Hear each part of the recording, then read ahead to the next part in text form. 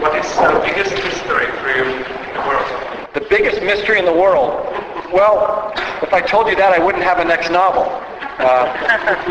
There's so many mysteries. I think to be fair and honestly answer your question, for me personally, and I'm imagining that for many of you, the biggest mystery remains what happens when we die.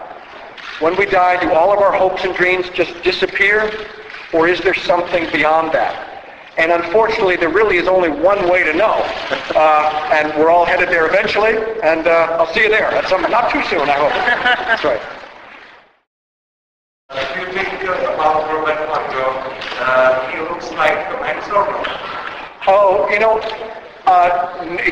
Robert Langdon, to me, looks like no actor that I know. So when they talked about making a movie and saying, who do you imagine? I said, I imagine Robert Langdon. He's in my head. And the amazing thing about books is that each one of us pictures a different Robert Langdon. The exact Robert Langdon for us. And when you make a movie, suddenly everybody thinks of Tom Hanks. And Tom Hanks is a phenomenal actor. He's one of the great living actors. I feel honored that he's playing Robert Langdon. He's a character who's fun to watch, think. He's a highly intelligent person, very intellectually curious, and actually a very humble, nice, hardworking man. So I know you probably had that impression of him anyway from seeing him in the movies. In real life, he is just as humble and just as hardworking. Do you remember the first impulse ever for your writing? I do.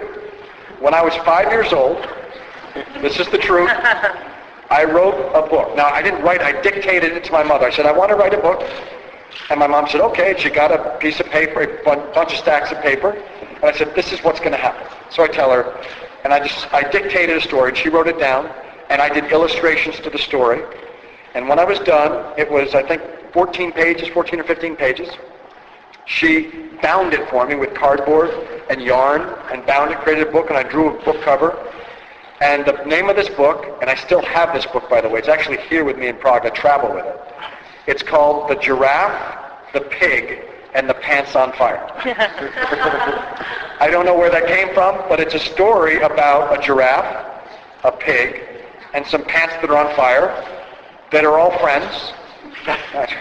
It was very strange, I'll admit. But I was 5 years old. It made perfect sense to me. It was a thriller. And they have a little adventure. And I still have it today. And something that was very interesting, when I pulled the book out a couple years ago to look at it, I realized that the character's name, one of the characters' name is Jacques.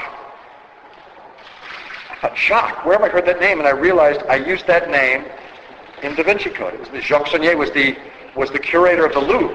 I thought, now there's a full circle. Like when I wrote Jacques in this little book, The Giraffe, the Pig, and the Pants on Fire, did I ever expect that I would use Jacques again in a book called the Da Vinci Code?